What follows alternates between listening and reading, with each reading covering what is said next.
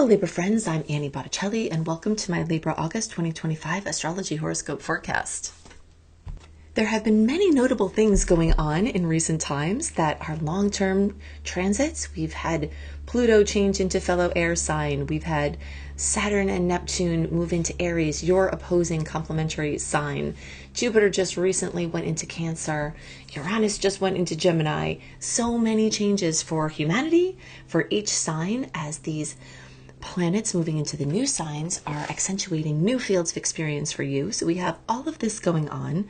And now we're also back into eclipse season, which means that there's more radical change for many of you and a chance to blast through massive amounts of karma in a short amount of time.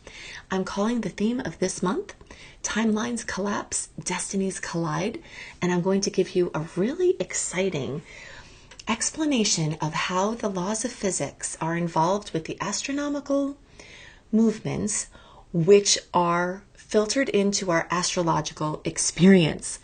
Usually I go easy on you in the physics department, introducing small topics here and there, but I just went to the Cincinnati Museum of Science and Natural History. Wow, what an amazing place if you can ever make it there. And I was really inspired by an exhibit there. So I am going to drop some physics bombs on you to really just show you once and for all the connection between astrology and these deep sciences, the physics, the astronomy, so that you can see as above, so below, and we can relate this to what you may experience in August and beyond. This is for you if Libra is your sun sign, your moon sign, your rising sign, or any other Libra placement you're listening for. What I'm going to talk about here is part of your astrological picture. Very late degree Libra friends, so birthdays like October 15th through the rest of the sign, or Libra degrees, 23 degrees through the rest of the sign. I suggest you additionally listen to my Scorpio report, as you very late degree friends will benefit from both readings. Okay, so I'm going to start a little bit softer here, and I'm going to be throwing in some physics principles along the way, leading up to our big story of the eclipses, profound impacts, and the kinds of things that you may expect. I'm also going to give you some important dates, and I do want to give you the notification that we are still in Mercury retrograde until August 11th. So this month is split in its energetics from the perspective of the first half of the month, being very much you're the earthworm going back over old things, maybe experimenting with some things, but not really trying to force things forward and just kind of getting your ducks in a row for future growth. Being that person waiting on the shore, seeing what the tides bring to you, since the tides are coming in now with this Mercury retrograde energy. But in the second half of the month, we've got the shift where it's going to be easier to start to plan. It's going to be easier to see into the future rather than digging back into the past and dealing with what's, coming to you. And it will be a time, by the time it's August 26th, you can start pushing your boats out onto the waters of what you're trying to accomplish, because the tides will shift and will be going out. Okay, so this is a hybrid month, and you'll feel that shift as the month progresses. So everything else that I tell you, just look at through the lens of the first half of the month, kind of going inward and backward, dealing with things that have had to be dealt with. The second half of the month, starting to look forward, make your plans, have clarity, and if you've got important things that you have to do, the second half of the month may have more oomph for those things, okay? We'll go back to those other dates that I have listed there later. Okay, so let's talk about Mars in Libra. Okay, after the first few days of the month, Mars is going to shift into your sign for a couple of months, and that's exciting. This generally happens just for a couple of months every couple of years. So, so it's notable. Mars, I call the border collie of the zodiac. And wherever Mars goes, your obsession flows. So you're in motion. Mars is, putting you into motion, whether you like it or not. In physics, momentum equals mass times velocity. Okay, so Mars in your sign gives you that velocity. And you can use this building velocity to start to make those big decisions that I told you will be coming. Now, something important to note, we're just going to add in another layer here. We do have two eclipses in September that are affecting us now, because eclipse season opens mathematically when the sun reaches a critical angle. There are other points that also activate eclipse points, but the sun reaches a certain point in the sky where it starts to make an angle where this orb of magnetic connection, magnetic lineup, which is what happens when we've got, an eclipse, starts to snap into alignment. And that starts eclipse season. That's why I have to talk about eclipse things before the eclipses actually happen, because you will be definitely feeling that. So just for your reference, the eclipses will be September 7th, a lunar eclipse at 15 degrees of Pisces, and September 21st, the solar eclipse at 29 degrees of Virgo, which is also a black moon. We'll get more into that after. All right, so those changes that began in 2024, at the end of 2024, when the Pisces Virgo eclipse cycle began, then every 6 months sort of come out of the unconscious space into the conscious space. Those things will be coming up again. And these storylines that are happening will be going until 2027. Okay? So that's just a little background on the eclipses. But back to Mars and Libra. So you've got this velocity that is built up from Mars spinning through your sign. All right? And this is going to enliven everything having to do with the first house, because that's the house that it moves through for Libra when it's in the sign of Libra, which means your physical health, your identity, how you present yourself, your things that really make you own your individuality, the things that really make you you, and you may be in a reconsideration process of what that is, a redefinition process. And of course, a lot of this is going to tie into you as an individual and you in your relationship space, because you've got all of this energy, long-term and short-term, in your relationship sector, which is this me-we polarity that I so often talk about with Libras. So you're activating what you need, what you want, what your body is telling you. One of my very, very important messages that I have discovered that I really want to help everyone to understand is that symptoms are the body's communication mechanism for talking to you. So you may get more in touch with the symptoms that you have. Your body can tell you if you need more magnesium. You can get this down even fine-tuned. If there's a certain twinge or a little prickle that you get, it could be your body communicating that it needs something. And this period of time, over the next couple of months, you could get deeper into that layer. Usually what we're taught to do is there's a symptom, get rid of it, right? And then you get rid of it, but then the body is like, hey, wait, I was trying to communicate with you. And then it's shut down, and then it worsens in intensity because the original thing never got worked out. Okay, so you are entering a new body rhythm. You're entering a new rhythm of how you're showing up in the world, how you're presenting yourself to other people. All right, so this is definitely ignition for a new path. It's a 2-year cycle. Now, at the same time, we also have a lot of energy. This moon will shift quickly, so I'm just going to cross that out. But we've got triple star goddess action, Vesta, Lilith, and Juno, all activating your second house of finances. So you've got a lot of inertia of things that are resisting change in your financial sector. And because of the Scorpio placements, it may be that you need to collaborate with other people financially, or you need to seek guidance, or you need to get help or support, or possibly even give support to other people. This is a merging type of energy that has to do with your finances, but you've got lots of opportunities there to reevaluate your value systems, reevaluate your self-worth, basically how you earn money and what you're earning and how you're spending, and reevaluating your commitments in your work, your financial space, your commitments in the ways that you're spending money, basically. Okay, so I'm just going to briefly touch on Pluto. We'll be talking about this over the next 20 years, so we don't, have to do too much at each time, just to be aware that when planets move through signs that are in coherence with yours, like air and air here, that's the most coherent of all, is your, same elements. It's like striking tuning forks that match in resonance. Trines is what this is called, is a trine, equals equal resonance. All right. So you're amplifying your creative rebirth. This is your creativity sector.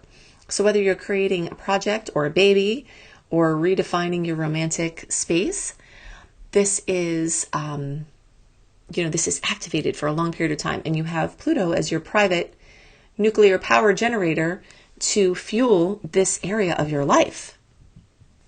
Okay, so now let's get back to this polarity that we were talking about here with the 1st and 7th house.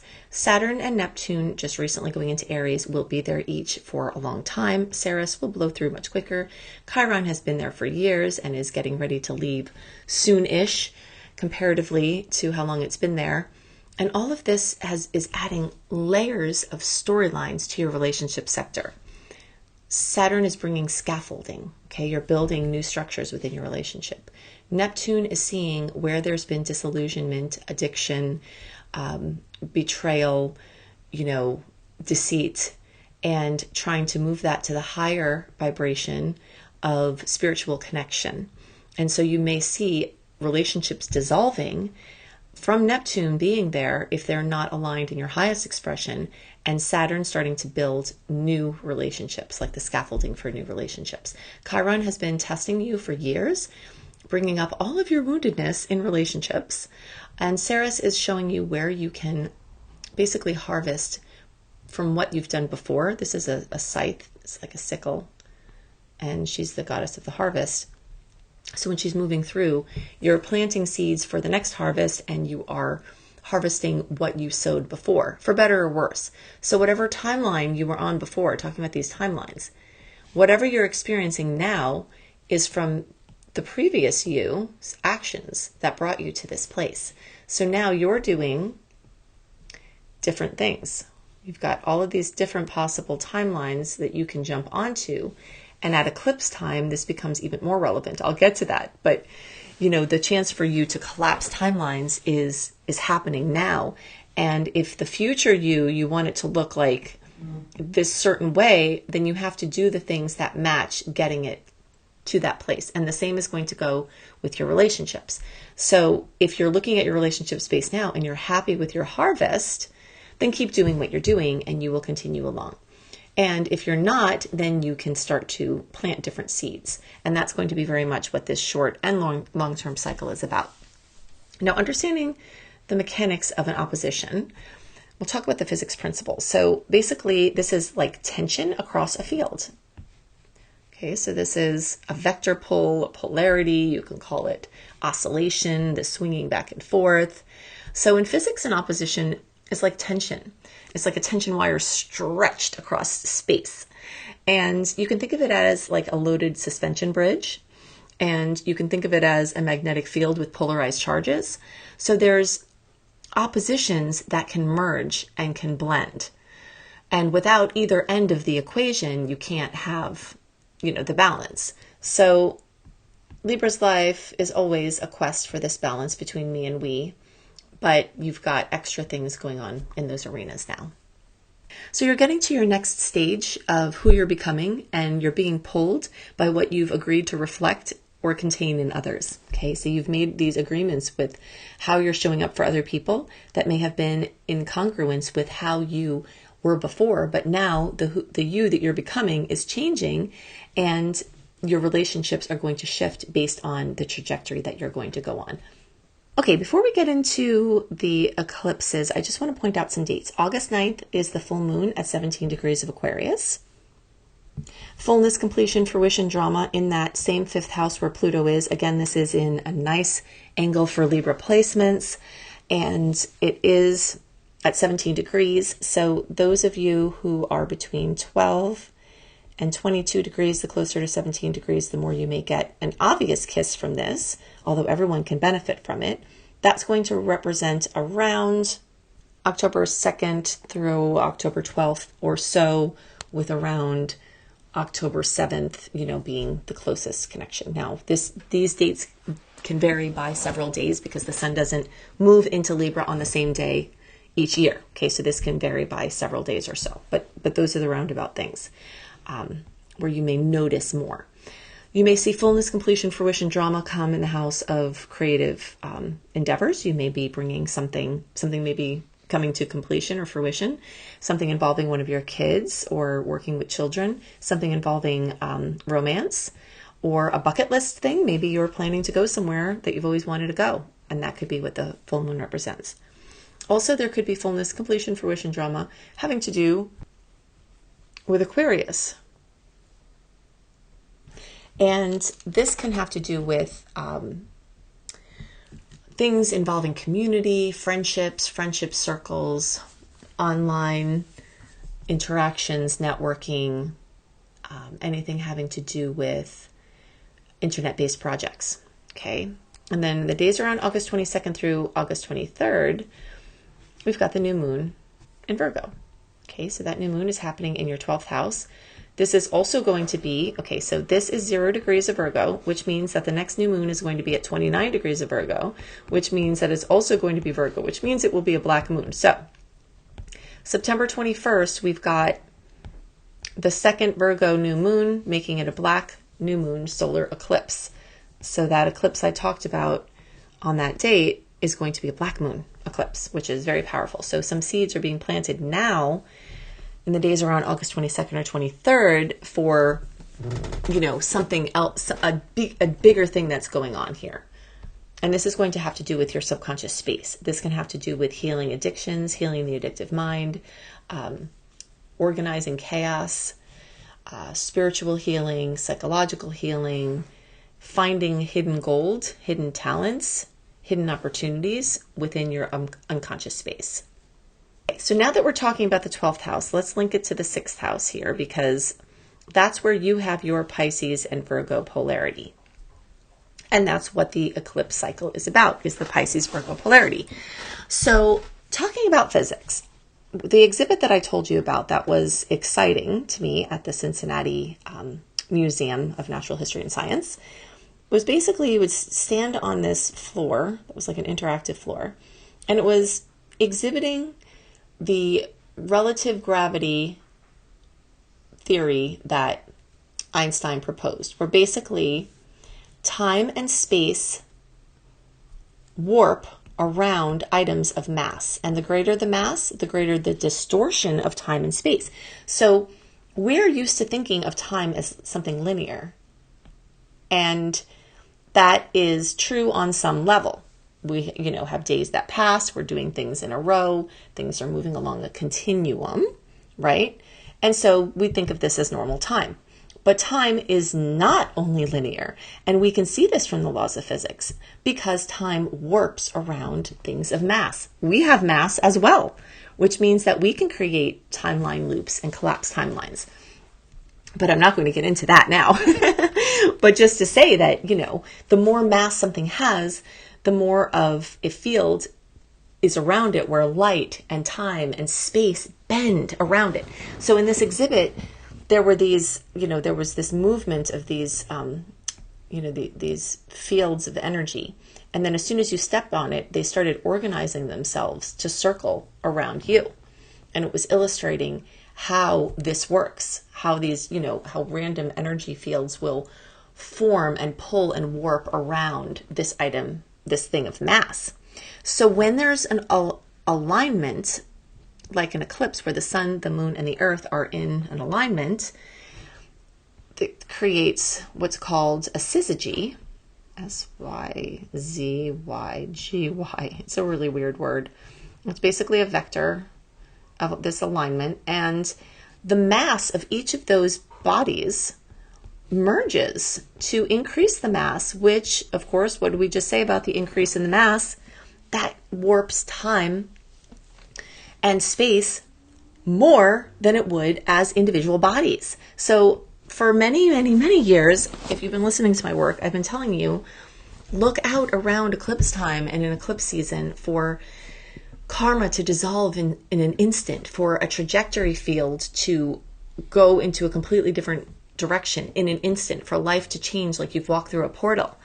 And these words can sound woo-woo, but they're really not. This is all based in science. And I've gone easy on you and not gone into all of this, but because, sometimes I know that could be overwhelming and not everyone's interested in that the way that I am. So I try to just lightly introduce those physics topics. But that exhibit really inspired me to just go a little bit deeper and show you why karma can evaporate. It's because the bending of time and space is so much more profound when these alignments are occurring. And so that's why timelines can dissolve. If you're like set out to retire in 5 years, maybe you retire in a year or next month or now. Why, if you're planning on having children in 5 years, why, guess what? You're pregnant or your partner's pregnant. There's something that goes on at this time that collapses these timelines, and that is shown. So our astrological experience, basically what astrology is it's using the science of the physics and the movement of the astronomical, observations to bring meaning to us. It's the usage of that science into how that's relevant to us as humans. That's what astrology is. That's why it makes me nuts when people are like, astrology is not real. Well, of course it is. It's the process of making useful what we see above. As above, so below. We see the story of as above, so below in ancient texts. We see it in the earthworks where ancient people aligned buildings on the earth to align with the sky, as above, so below. It just reverberates throughout history and time and space that this is just a truth. So astrology is utilizing those scientific concepts to subjectively apply those to our experience on Earth. So here we are at eclipse time again, and here we are with another chance to heal. And the things that you will be working on have to do with your mental health. They have to do with your physical health. They have to do with your intuition versus logic. It has to do with chaos versus form. It has to do with visible versus invisible. It has to do with psychological versus physical. It has to do with your work and your physical work and your physical activity and your rest and your nighttime experience with your dreams and your waking life. So all of those things are what Libra is having activated during this time of this 2024 to 2027 eclipse cycle, that every 6 months or so, every 4 months starts the 2-month eclipse season or so, and here we go. So this is what you were working with now, and you can see why I'm using the title Timelines Dissolve and Destinies Collide, because it's not just you that may be shifting these destiny timelines. We may have certain destinies that are unavoidable, but the way to which we get to those destinies and the experience that we have on the path to those destinies, there are different lines to get to that same destiny, and other people are having that too. So you're with all of this relationship energy that's highlighted, other people's destinies are colliding with yours, and that experience of fated experiences, are just very, very prevalent. So, wow, right? If you resonate with how I teach and you want to learn, go to beastropro.com, beastropro.com, to learn astrology for your own purposes, your self-development, or even to go up to the professional level. You don't need to do this work professionally to benefit from this course. I have many people who do not wish to do it professionally. However, if you think that's a possibility, I can definitely train you how to do that, how to have confidence reading charts, which is what I see is the biggest trouble. Many people come to me very educated, but they still can't, they don't know what to pick out to talk about, or they don't have the confidence to ask for money for helping people with this. And that is what my course helps you to do. So go to beastropro.com, beastropro.com. If you want to understand how all of those sign changes of Pluto and Saturn and Neptune and Jupiter and Uranus, how that relates to your personal chart, go to my personalized outer planet report package at AnnieBClarity.com, Annie, the letter B, clarity.com. If you want more dates, I've given you lots of dates, but if you want more dates to understand the different aspects, go to AnnieHelpsYou.com, put your name and email address in, get the welcome letter, click on the archive link, and then put August 2025 astrology in the search bar to pull up the report. Then halfway through, you'll see the sweet and salty dates, and the whole second half of that long newsletter is devoted to my favorite aspects that you can do the most with, and the ones to be most awareful and careful of. Plus, you get my eclipse resource page, my retrograde resource page, my zodiac health tips, and more. So I hope that you have a wonderful month, and that understanding these laws of physics as they relate to the astrological application of the astronomical movements has been helpful to you. And I hope you have a wonderful month, and I'll see you next month. Bye.